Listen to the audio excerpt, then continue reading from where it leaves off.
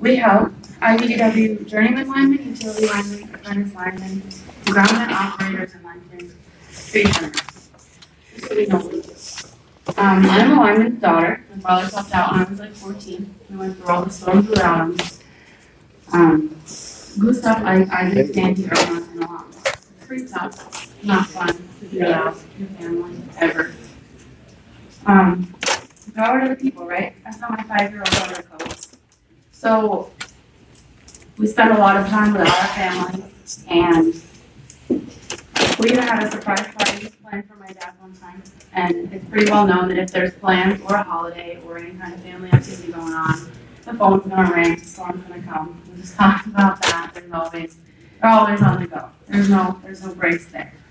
So I was in 11th grade when my mom told me about a string of accidents that she wanted to help with, and there was no way to. So after a while, there was like how-to books and t-shirts coming in and different things going on. And we organized it in our living room. We were doing order shipping stuff out and started raising money, and people got hurt and they needed help, and she took care of it. That's her and a small group of women created an organization, and I grew up with it. The first time we ever did a t-shirt order, she was really stressed out about it and a little unorganized, and I asked to help, and she was 16 years old. She was like, I don't know about all that, and it's not really all that smart. But we figured it out, and we figured it out together, and it grew, and now there's employees, and it's amazing to see what we've done. So, the more and more accidents that happen, the more scary it gets for us. We're a very tight-knit group of people, as we all know. Walking in here, you know, 85% of the people, and I've seen them that are sitting around you. Helping linemen and their wives and their families feels fantastic. The more incidents that happen, the more scary it gets. It doesn't have a type of person. There's no things that you can do to make it worse. The best worker out there can make a simple mistake, and it'll be the last one he ever makes. On Halloween in 2014, I witnessed a celebration of life for a lineman on a total accident. I just moved out. I was trying to be my own person, my individual person. I didn't know what had happened. I went to a local bar, and being the line brat that I am, saw a crazy amount of IBEW swag around. I said, something's happening here. Talking to everybody, I realized that it wasn't a good something. I had a lot of conversations, and I learned a lot about the gentleman and his family, and all of the people that I had known personally that were affected by this loss. And it really hit home for me. So these weren't just crazy faraway jobs, the Discovery Channel cameras following you around. These were any linemen, anywhere, and could even be mine. But enough about me. So I want to let you know what we've done. I got some numbers for you, no percentages, the kind we like, the dollar signs. We did make some money, and I wanted to let you all know. Last year, we generated nearly $83,000 from our Climbing the Lost Lineman event and our rodeo. We honored 9 fallen brothers from the fiscal year and 16 honorees.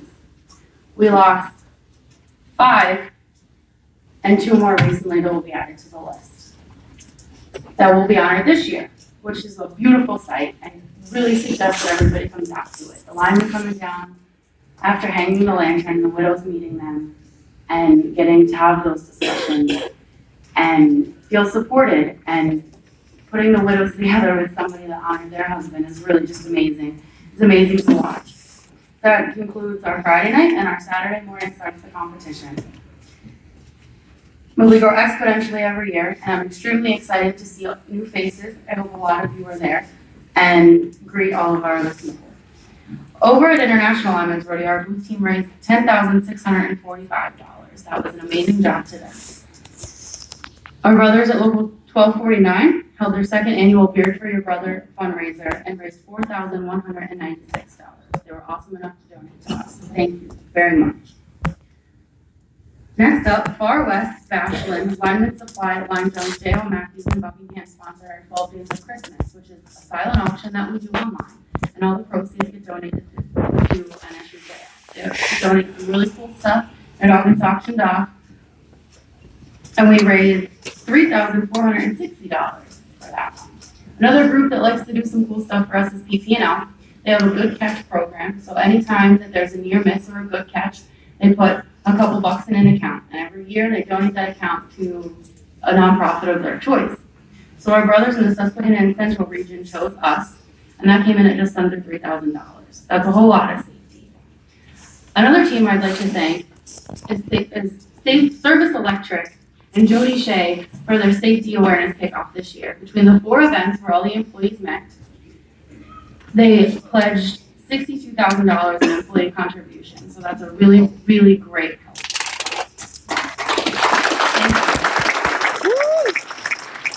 Go Jody. So in addition to all the stuff that Bob told you with ILR, we turned all this around to help 19 families, most with their own line kids. It was over $67,000 in your contributions that went out to help families in need, that helped your brothers regain stability, and in the worst events, the widows and children are cared for until they're able to rehab back into as much normalcy as possible. On the topic of rehabilitation, I know a lot of you are already supporters, so I thought I'd let you know about something that I'm really excited about. We're currently working on a new program called Empowered. Our goal is to help the widows after an accident regain what they need to go back into the workforce. That's education or help with childcare. We found that after an accident, many women are entering the workforce for the first time after many years of being a homemaker. We want to help them reach a higher education, advance their career, and empower them to build a secure future for their families. I would also like to once again thank our members and sponsors and supporters.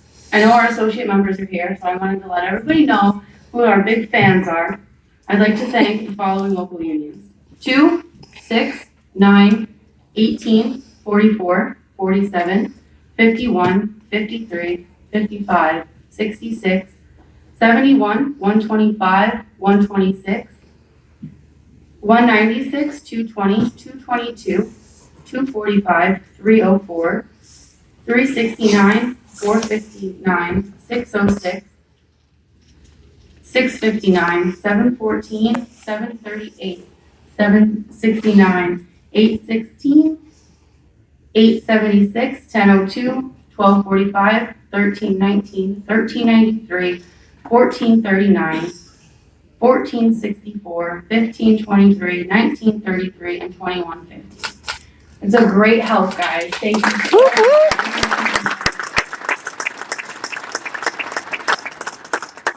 We appreciate every single person and every single local that's involved every day in keeping us going. There's been ups and downs, and it's been a long roller coaster of 6 years, but everything that we do is to help you guys.